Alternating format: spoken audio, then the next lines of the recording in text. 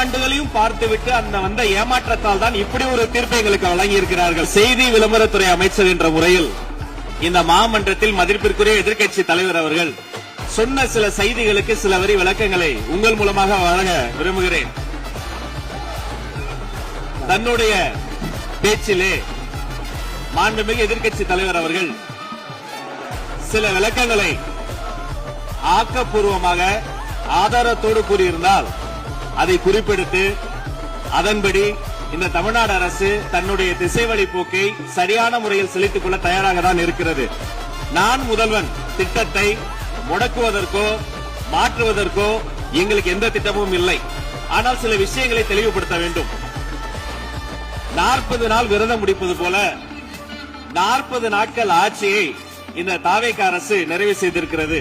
இந்த 40 நாட்களும் பார்த்து விட்டேன், ஏமாற்றம் மட்டும்தான் மிச்சம் என்று அவர் சொன்னார். ஆனால் மக்கள் திமுகவினுடைய 40 நாள் அல்ல 5 ஆண்டுகளையும் பார்த்துவிட்டு அந்த வந்த ஏமாற்றத்தால் தான் இப்படி ஒரு தீர்ப்பை எங்களுக்கு வழங்கி இருக்கிறார்கள். ஆளுநர் மகிழ்ச்சி, அமைச்சர்கள் மகிழ்ச்சி, ஆளுநர் மகிழ்ச்சி என்றெல்லாம் சொன்னார்.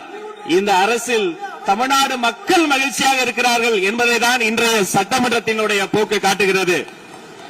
நான் முதல்வன் திட்டத்தை பொறுத்தவரை தமிழ்நாடு முழுக்க இருக்கக்கூடியவர்களை நான் முதல்வன் என சொல்ல வைத்துவிட்டு ஒரே ஒரு குடும்பத்தில் மட்டும் முதல்வர்கள் வந்து கொண்டிருக்கின்ற போக்கை மாற்றுவதற்காக தான் இப்படி ஒரு சட்டமன்றம் அமைந்திருக்கிறது.